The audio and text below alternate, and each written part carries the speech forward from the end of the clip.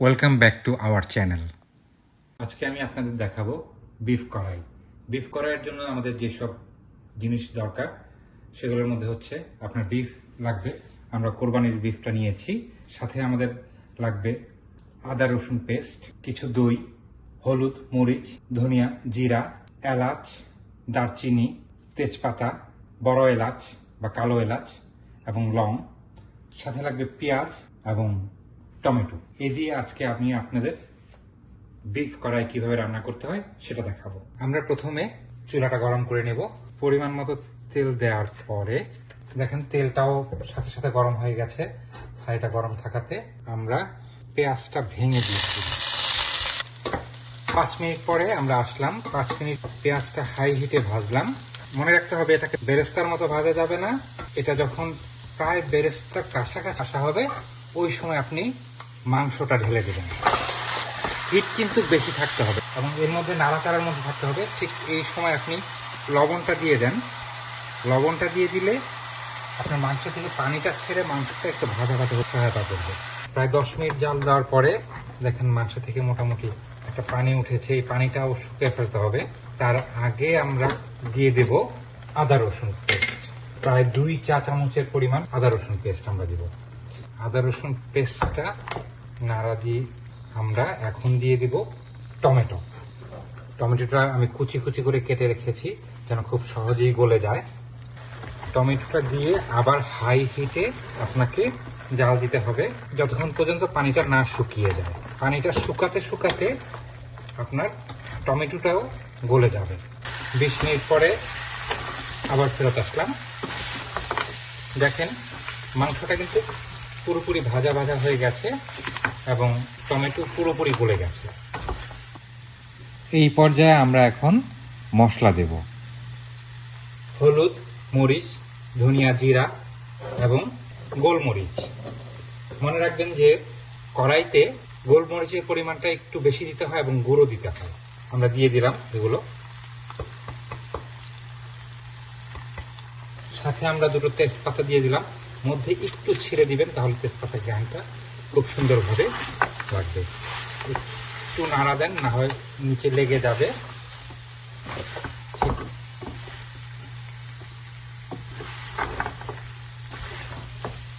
ঠিক এই পর্যায়ে আপনারা দিয়ে দিবেন গরম মশলা। গরম মশলাটা আমি সব সময় গুঁড়া করে দেওয়ার চেষ্টা করি, তাহলে গরম মশলা, এবং আমি কখনো গরম মশলা ভাজি না, তাহলে গরম মশলার অর্গানিক যে রিয়েল ফ্লেভারটা পেতে সহায়তা করে। সুন্দর করে ছড়িয়ে গরম মশলাটা দিয়ে দিলাম। এখন এটাকে খুব ভালো করে মিশিয়ে নিতে হবে। এই পর্যায়ে আমরা সামান্য পানি ঢেলে দিব, খুব বেশি নয়, সামান্য একটু পানি।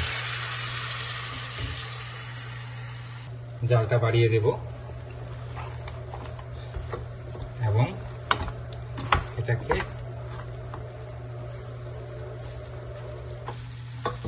আবার একটু ভাজা ভাজা করার চেষ্টা করব। এই পর্যায়ে আপনি দেখবেন খুব সুন্দর একটা গন্ধ চলে আসছে। গন্ধে তো আমার ক্ষুধা লেগে গেছে। কি করব ভাই এখন বলেন? এখনো তো হয় নাই, মাংসটা এখনো অনেক সিদ্ধ হতে হবে।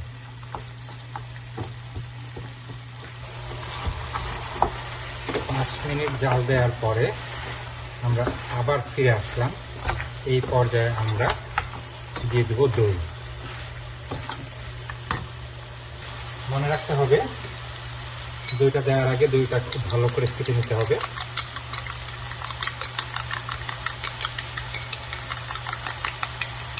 যেন দইটা জমে না যায়, ছানায় রূপান্তর না হয়, পুরো মাংসে যেন দইটা খুব সুন্দরভাবে মিশে যায়।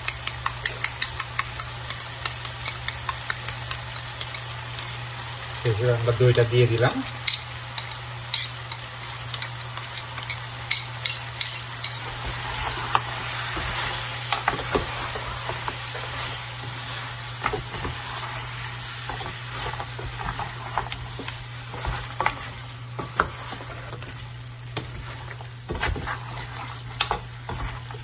দইটা দিয়ে আরো 5-6 মিনিট একটু হাই হিটে ভাজতে হবে।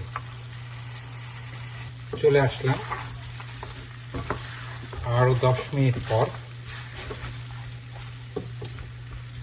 দেখেন মাংসটা ভাজা ভাজা হয়ে গেছে। এই পর্যায়ে আমরা পানি দিয়ে দিব।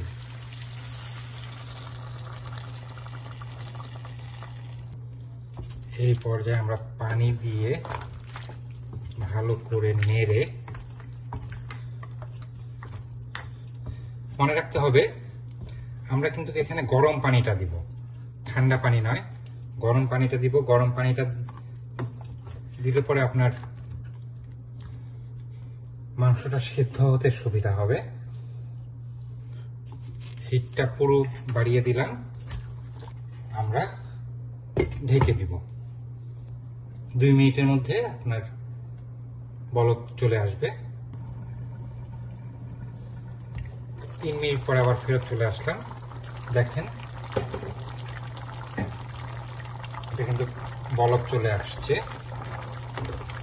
এই পর্যায়ে আমরা একটু নেড়ে দিব। চুলার হিটটা লো করে দিয়ে আমরা ঢেকে দিব। চলে আসলাম 20 মিনিট পরে। আমাদের পুরোপুরিভাবে তৈরি হয়ে গেছে পাঞ্জাবি বিফ কড়াই। পাঞ্জাবি খাবারটা খুবই জনপ্রিয়। আশা করি আপনারা রান্না করে খাবেন, খেয়ে দেখবেন এবং আমাদের জানাবেন, এবং ভুলবেন না আমাদের চ্যানেলটা সাবস্ক্রাইব করার জন্য। ধন্যবাদ আমাদের সাথে থাকার জন্য।